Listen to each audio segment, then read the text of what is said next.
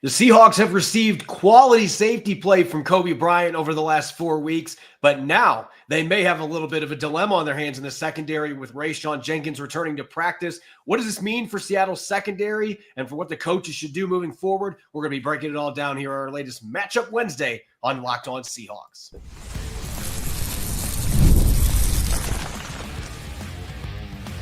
You are Locked On Seahawks, your daily Seattle Seahawks podcast. Part of the Locked On Podcast Network, your team every day.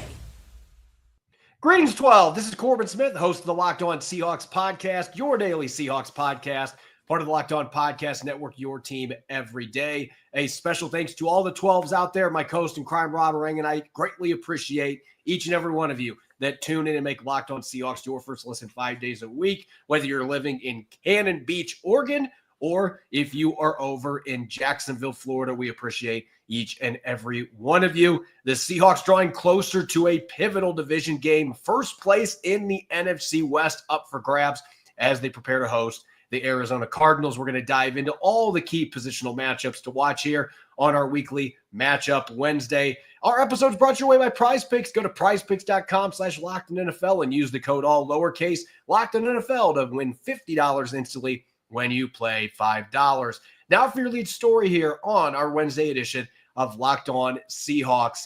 Seattle has an open roster spot on the 53-man, and now we may know who is going to be filling that spot by the time the end of the week rolls around. Today, Seattle designating veteran safety Rayshawn Jenkins to return to practice from injured reserve. He was a full participant at practice today.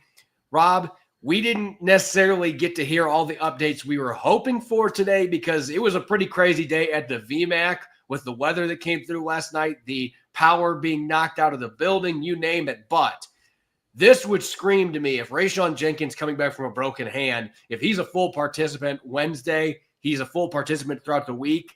I'm sure he's been running and keeping himself in shape because he didn't have a lower body injury. I would anticipate they're keeping that spot warm for him to be activated this weekend against the Cardinals, which creates some questions about what they're going to do at safety moving forward. Well, it does, just because Coby Bryant has played as well as he has. But I think this is a good problem for the Seahawks. I think that, and it's excellent timing, just considering the fact that you are playing up against an Arizona Cardinals team that, of course, is in first place. But you just got to acknowledge the talent that the Arizona Cardinals have. I mean, they have one of the most dynamic dual-threat quarterbacks in all of the NFL. They have a spectacular tight end in Trey McBride, who leads the team in receptions and receiving yards. And they also have a spectacular running game. I think that if you are able to add a safety who can play that linebacker position the same way, the way that that Rayshawn Jenkins can, the way that Julian Love has in his place, and then you also have a guy who has the cornerback skills that Coby Bryant possesses, then suddenly you can use the three safety look to create a little bit of confusion. So I think that this is a good problem for the Seahawks. I think that this is a position where, I'd like to think that Coby Bryant is going to be able to remain in the starting lineup. I guess if all you care about is, the fantasy kind of statistics, if you are one of those people out there who drafts players and plays them on the defensive side of the ball. But really, what I think that this does for the Seahawks, Corbin, is it allows them to be much more multiple on defense. And I think that is something that you have to have when you have when you're going up against a quarterback as dynamic as Kyler Murray has proven himself to be so far this season. You pointed out a number of things that I think are really interesting going into this game, because I'll be the first to admit, I've mentioned this a couple times in the show the last few weeks. How can you pull Coby Bryant out of the lineup with the way that he's playing right now? I mean, every single game is making impact plays. He's had 3 pass breakups in 4 starts. Rayshawn Jenkins didn't have a single one in his 6 starts to open the season. Bryant's got a pick. Jenkins did not have an interception. Now, obviously, he had that long fumble return for a touchdown against the Giants, so it's not like he hasn't been productive in different ways, but these are 2 totally different players. Rayshawn Jenkins can play both safety positions, but he is built more in that big-bodied, strong safety mold than what Coby Bryant or Julian Love possesses. And so, as you mentioned, the ability to open up the playbook and add some more confusion to the opposing quarterback and the opposing offensive line, that is the flexibility that is now granted for you. And I look at this opponent. Arizona's got a really physical running back in James Conner. It's tough to as any running back in the NFL. He's a physical between the tackle style bruiser. This could be a game where having a bigger bodied safety like Rayshawn Jenkins could end up being a big deal. So I think there's a really good chance that he gets activated for this game.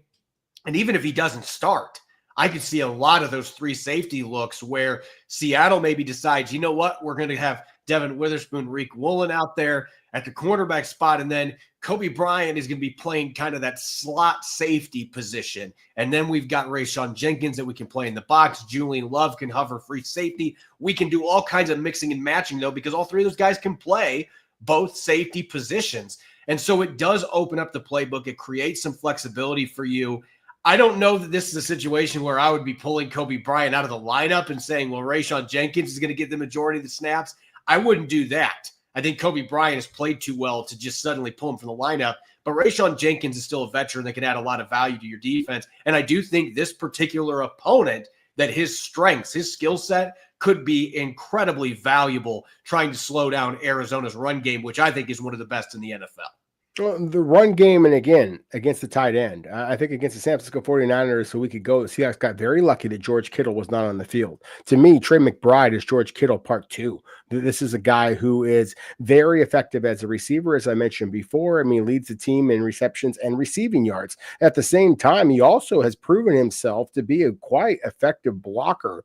And so if you are able to add a player onto your defense that has the versatility that Rayshawn Jenkins has, then I think that is critical, that Seattle take full advantage of that. Look, I am as high on Coby Bryant as anybody possibly can be. I mean, he was the Thorpe Award winner at Cincinnati because of the same instincts that we are now seeing play out with the Seattle Seahawks. But at the same time, he also is not a guy that is as physical, is as reliable in terms of his pursuit angles as Rayshawn Jenkins has proven himself to be.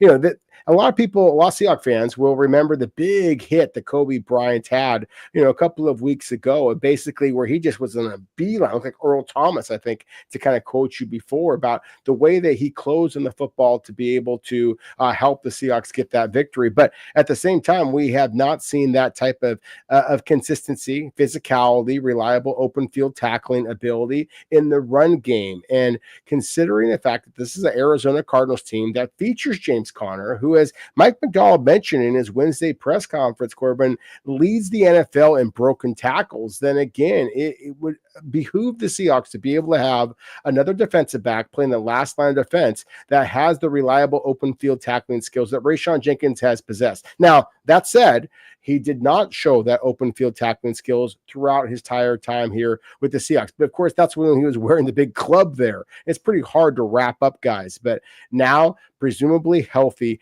Rayshawn Jenkins should be able to make a Seattle run defense that's been playing pretty well here recently get that much better in this week's performance against the Arizona Cardinals. And that's the thing that's worth noting. 7 missed tackles, but a good chunk of those came in the last 2 games he played in, where he either was playing with a broken hand without a cast on, or in that 49ers game had the cast wrapped on his hand. It's really hard to play football when you get a cast on. We see guys try to do it all the time, but it's really hard to do that. So that is something to consider here. I still think you got to start Coby Bryant in this game, and I'm using Rayshawn Jenkins as that featured third safety that gives me a lot of positional flexibility. I'm not flipping it the other way around where I'm saying, well, Coby Bryant's going to be the third safety and we'll put him in certain packages. To me, he's earned the opportunity here to play as the starter for right now, and maybe down the line, Rayshawn Jenkins ends up getting his spot back. But I think that it would be the opposite of that strong message we were talking about with Josh Jobe and yesterday with Bryant, where a guy that's earned that opportunity, you don't want to take that from him, and that could be something that maybe doesn't necessarily sit well in the locker room, although Rayshawn Jenkins is a very popular veteran, so maybe it wouldn't play out that way. But nonetheless, as you said, this is a good problem to have. Rayshawn Jenkins, when healthy, is a good football player. Coby Bryant is proving that he is a very good football player and can handle that safety spot. It's not a bad problem to have. They just got to figure out how they're going to mix and match those three safeties back there. And we assume that Julian Love's going to be out there full time. They've got to figure out what they're going to do with those other two safeties, how they're going to mix and match, and maybe have both of them on the field a fair amount together in this game coming up. And we don't even know if he'll be activated, but it's trending that way, you would think, with that open spot. We shall see once we get to Friday or even Saturday if the Seahawks make that decision with Rayshawn Jenkins. When we come back, it's Matchup Wednesday. We're going to be diving into the Seahawks on defense first, going up against a high-powered Cardinals offense. That's coming up next here on our Matchup Wednesday edition of Locked On Seahawks.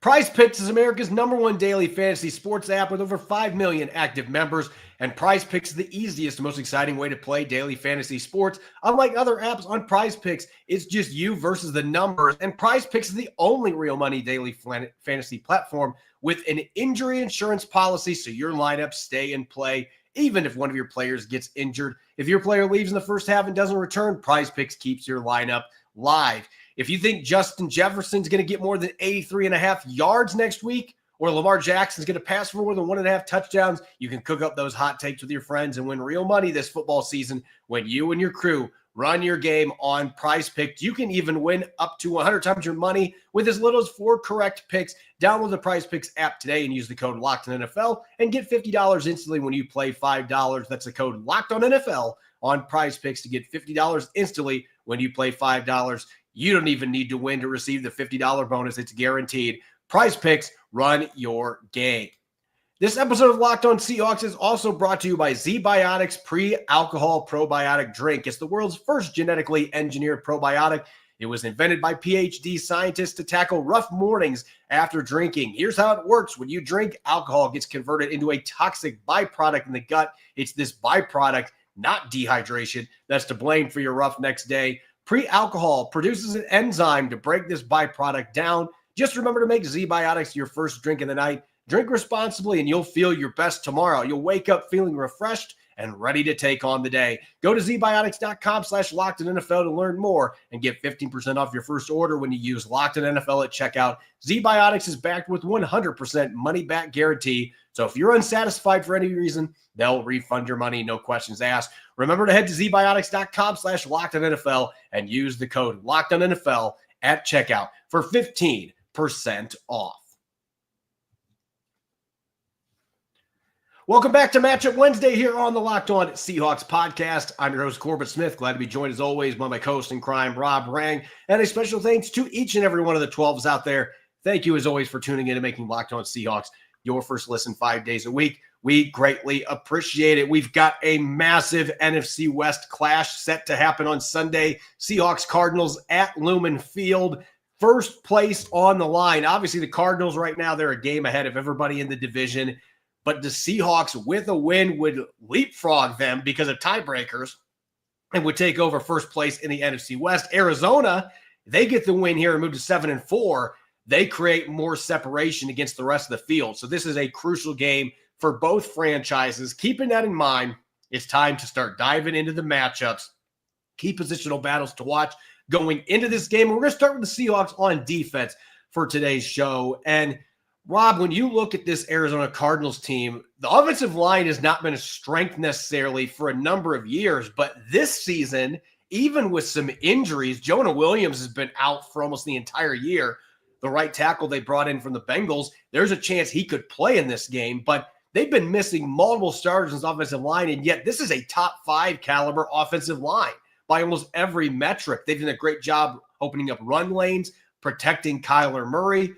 And a big part of that has been a second-year leap for Paris Johnson Jr., the former first-round pick out of Ohio State. Him going up against Boye Mafe. Mafe had a big game against him last season.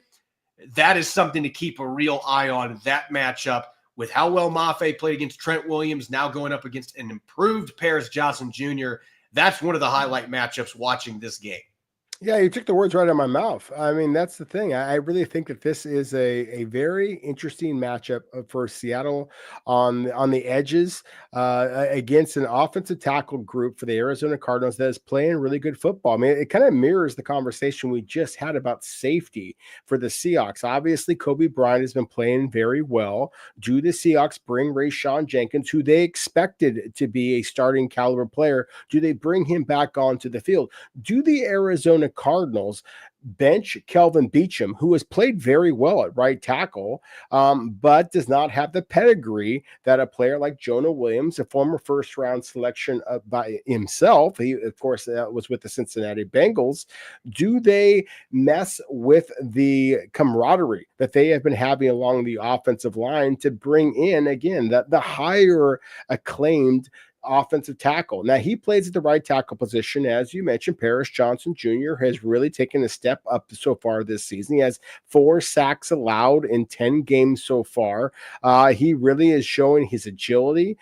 He is a very, physically gifted player. He is quick. He is powerful. He plays with terrific leverage. Boye Mafe also, however, is a very talented player, and they played against each other many times in the Big Ten. Boye Mafe, of course, playing at Minnesota. Paris Johnson Jr. playing at Ohio State. So I'm sure that Boye Mafe has a couple of tricks up his sleeve that might be able to kind of come to fruition in terms of sacks, in terms of big plays against Paris Johnson Jr. I also think that it's critical to mention this matchup, Corbin, because the Seahawks have got to do the same thing that many defenses in the past had to try and do against the Seahawks when Russell Wilson was the quarterback. You have to pen the quarterback in. You can't allow him to get outside. Kyler Murray is among the most dangerous quarterbacks in all of the NFL just because he's so damn quick. He has great accuracy down the field. So you have to be able to pen him inside that pocket. So it's not just about getting sacks. It's about making sure that you keep him in the pocket. So regardless of who the Arizona Cardinals have at that right tackle position, again, whether it's Jonah Williams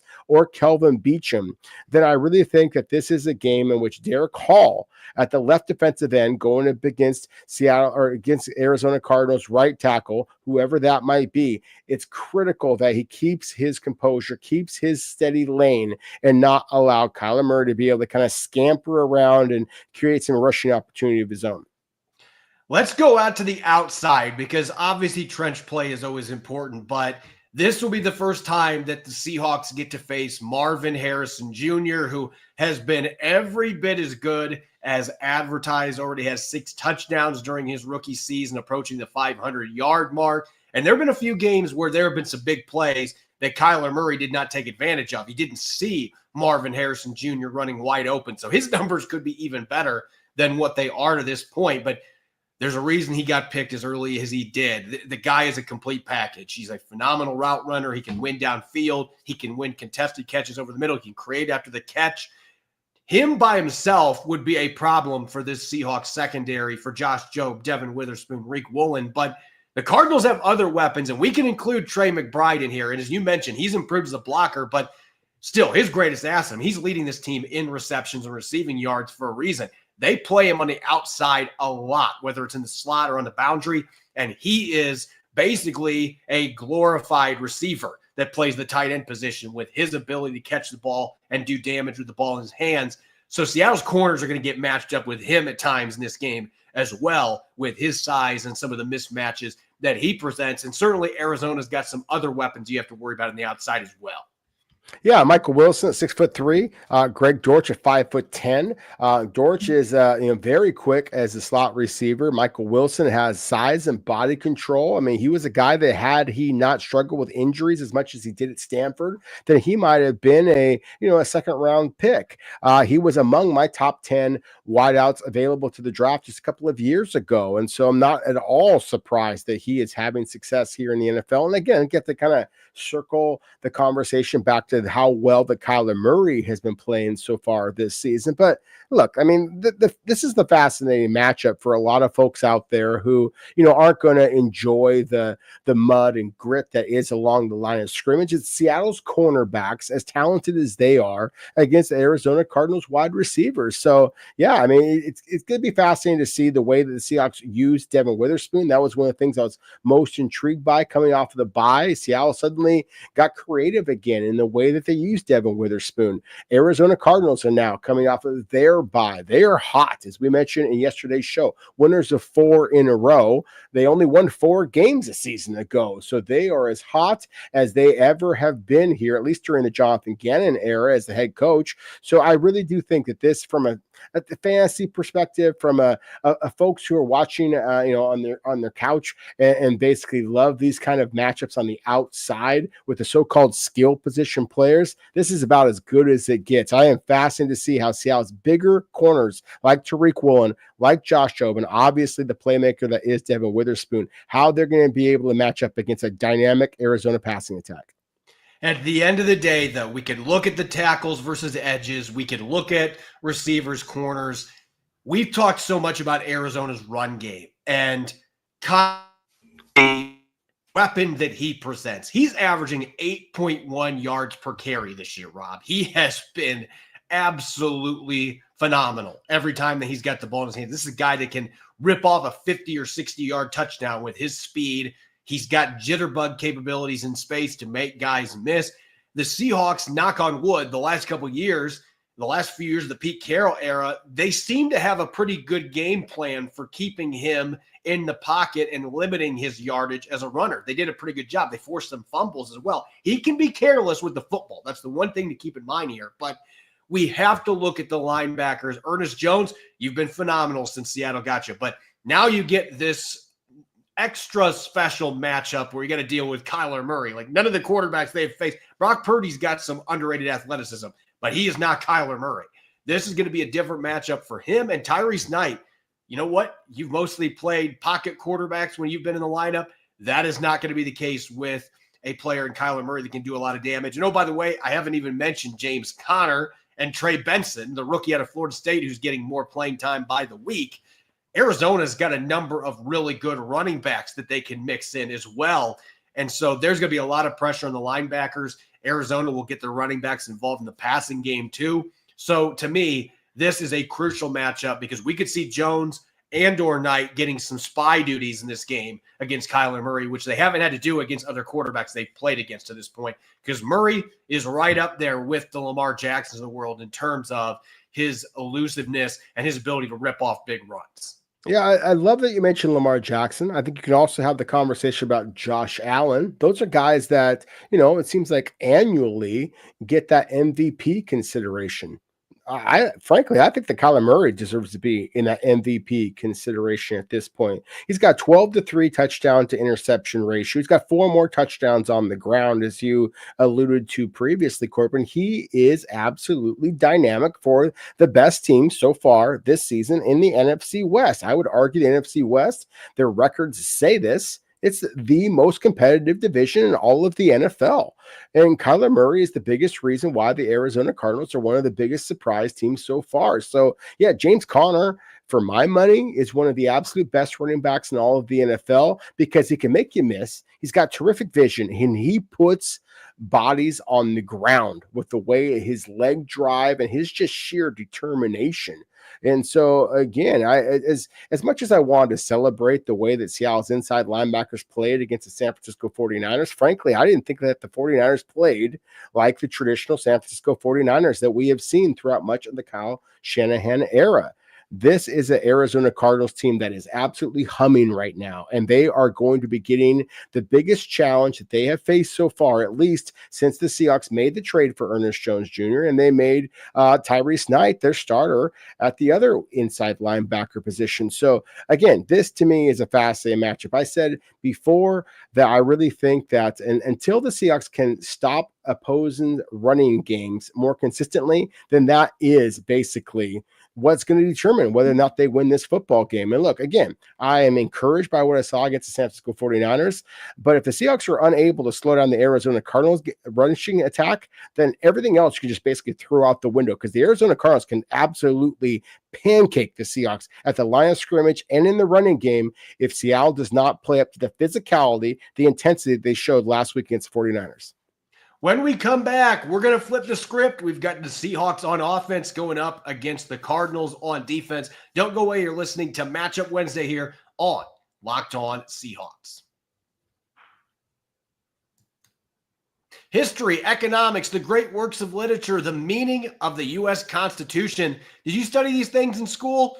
Probably not. Or even if you did, maybe it's time for a refresher. Time and technology have changed a lot of things, but they have not changed basic fundamental truths about the world and our place in it. Hillsdale College is offering 40 free, that's right, 40 free online courses, including Constitution 101, the meaning and history of the Constitution, the Great American Story, A Land of Hope, and a brand new documentary-style course on Marxism, socialism, and communism. All of Hillsdale's courses are self-paced so that you can start whenever and tune in wherever. Plus, you can go deeper with readings, quizzes, discussions, or just enjoy the lectures. Go right now to hillsdale.edu/lockedon to enroll. There's no cost, and it's easy to get started. That's hillsdale.edu/lockedon to register. hillsdale.edu/lockedon.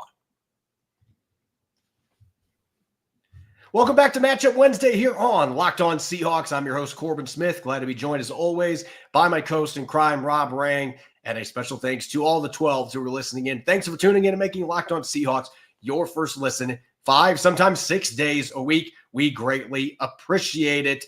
We've got a big NFC West battle at Lumen Field looming on Sunday. First place on the line, Seahawks hosting the red-hot Arizona Cardinals. We just looked at Arizona's offense against Seattle's defense.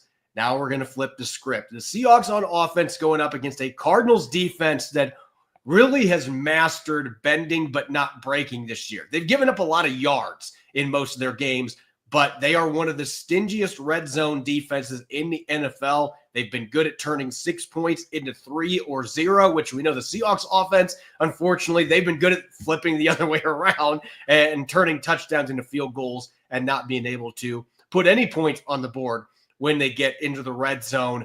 Looking at this matchup, a lot of times we tend to avoid, we don't talk about quarterbacks matched up against individual position groups or offensive coordinators getting their hat thrown in.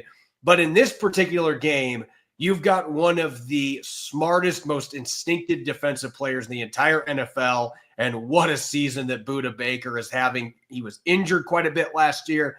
He is reminding people, hey, when I'm healthy, I'm a top 3 safety in the NFL. He already has 100 tackles this year. And since Arizona's front line hasn't been overly effective creating pass rush, they've been sending Budda Baker a lot, and he's got 7 tackles for loss. He has been very active in their pass rushing game, gets his hands on a lot of passes, one of the best do-it-all safeties out there. And, oh, by the way, Arizona's got a couple other safeties that are pretty good too. Jalen Thompson's been banged up, but they've also got a really fun rookie, Demerson out of Texas Tech, that you and I were both high on, that's been getting some reps on defense too.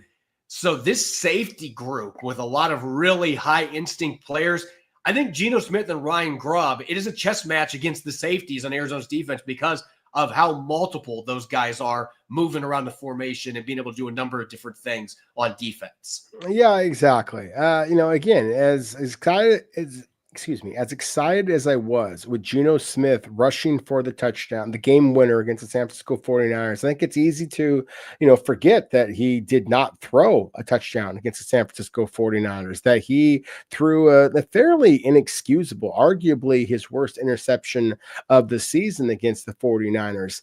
And so he is not exactly coming into this game playing hot as far as a quarterback. That said, as accurate as he was, during the final stretch, you got to give number 7 a lot of credit. But again, that was the San Francisco 49ers defense that has had their own injuries, had some struggles, and this is the Arizona Cardinals team that has allowed 11 touchdown catches in 10 games so far. So again, this is a very formidable pass defense that you are going to be going up against. And a huge part of that is Budda Baker, as you just acknowledged. Leads the team with 100 tackles. Arizona's next closest defender has 72. He has 7 tackles for loss, as you mentioned, so they move him up to the line of scrimmage. It's going to be absolutely critical that Geno Smith is able to move Arizona's safeties with his eyes and be able to show the pinpoint accuracy that has always been a staple of his game. Budda Baker is a terrific player. The Jalen Thompson, the quote-unquote other safety for the Arizona Cardinals, Washington State product, who's also a very good football player, but he was not on the field for the Cardinals on Wednesday. He was unavailable due to an ankle injury. Dadrian Taylor Demerson, the safety that you mentioned, the rookie from Texas Tech that we both liked in that pre-draft process, he also was unable to participate in Wednesday's practice due to a back injury, a back and an ankle injury for Seattle, or for Arizona's two other starters at the safety position. I mean, those are troubling injuries here. So I do think that this is a positional group that Geno Smith should be able to attack. So whether it be at the tight end position, traditionally something that you would use against safeties, whether it be in some deep balls against Arizona's defensive backfield, I do think that this is a matchup that Ryan Grubb, Geno Smith should be able to exploit. Look, I have a great deal of credit or a great deal of respect for Jonathan Gannon as a defensive head coach for the Arizona Cardinals. I say defensive because he is a defensive-minded head coach. And then Nick Rawlis, who is their defensive coordinator, the youngest coordinator in all of the NFL. He's only 31 years old. Mike Macdonald, by comparison, is 37. So, again, this is a very young, very inexperienced coaching staff as well as safety crew outside of Budda Baker. To me, this is one where number 7 has to play very well for the Seahawks to win, which is essentially a home playoff game. Let's zoom to the backfield, shall we? And look, I feel like this is becoming a broken record, that we're still waiting for that explosive game for Ken Walker III and Zach Charbonnet to be more productive. And a lot of it's boiled down to the offensive line, the lack of blocking. I look at this matchup. Arizona upgraded their linebacking core by going out and getting Mack Wilson, who's had a really good first season in Arizona. They have a healthy Kaiser White, who I believe missed both games against the Seahawks last year due to injury. And he's another guy, not a big linebacker, but he's aggressive. He's athletic. He'll get downhill and he'll make some plays. Arizona has at times given up some big chunk plays to running backs this year in the passing game, though, and some of it is because of the aggressiveness of those linebackers, and it ends up coming back to bite them in coverage. So I'm wondering if this is a game, just as much as getting their run game going, that you may be able to get some of those dump-offs to the running backs out of the backfield, and you can have some advantageous opportunities against Arizona's hyper-aggressive linebackers. I mean, the Cardinals blitz a lot, and they send their defenders from all over the place. So can you catch them in situations where those linebackers are being sent after the quarterback, and then Geno Smith's got a hot read to Ken Walker III or Zach Charbonnet, and then suddenly you have a quick dump-off turning into a 15-yard play? Those are the kind of things that Geno Smith's going to have to be looking for hot reads when you're playing a team that likes to blitz, likes to mix in sim pressures, as the Cardinals do. So I think the running backs in the passing game could be a key to that.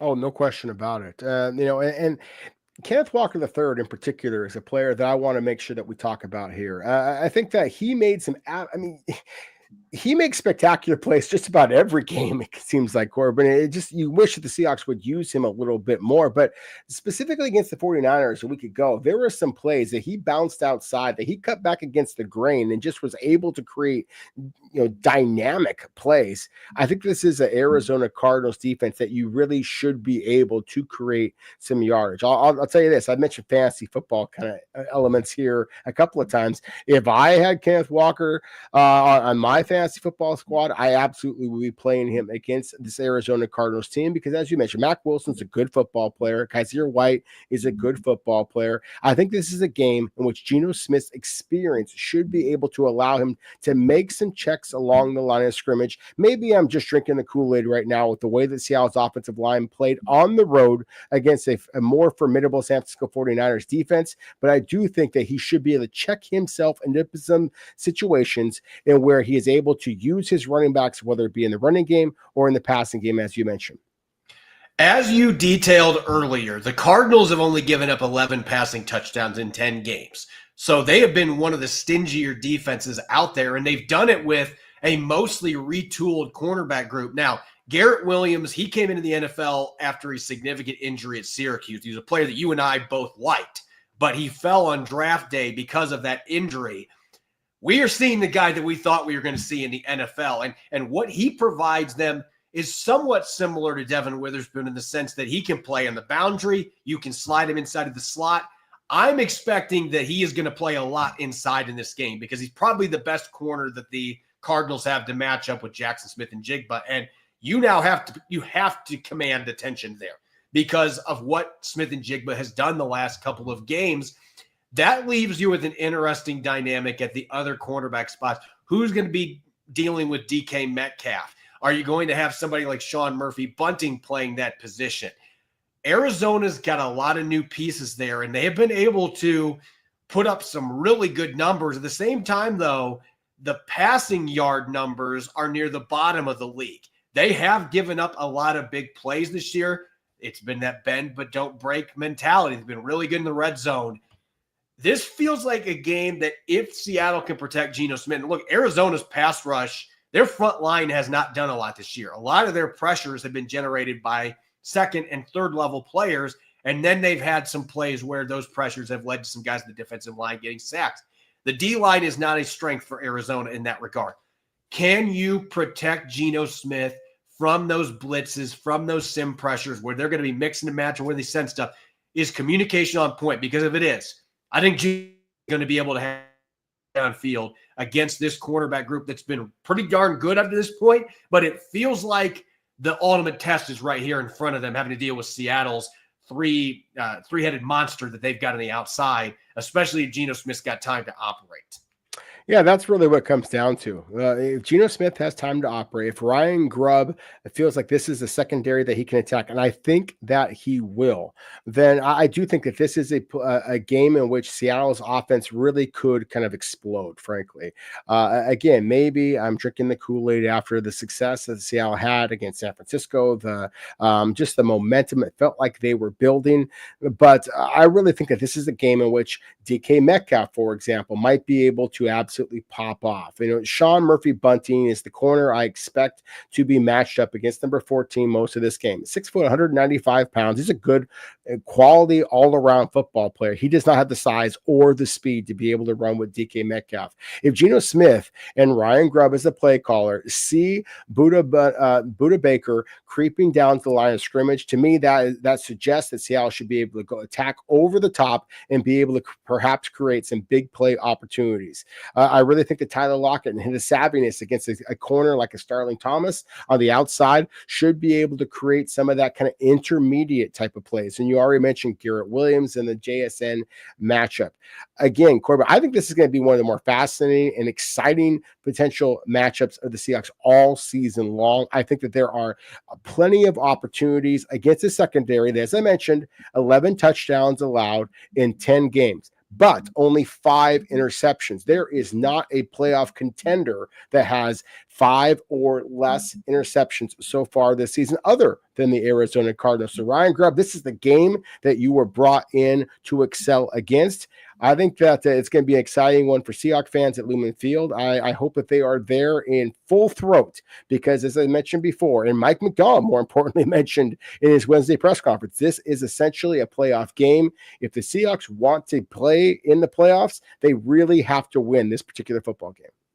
As always, you can follow me on X and Blue Sky at Corbin Smith NFL. You can follow Rob at Rob Rang. Make sure to subscribe to Locked On Seahawks on YouTube or wherever you listen to your podcast to make sure you don't miss a single episode.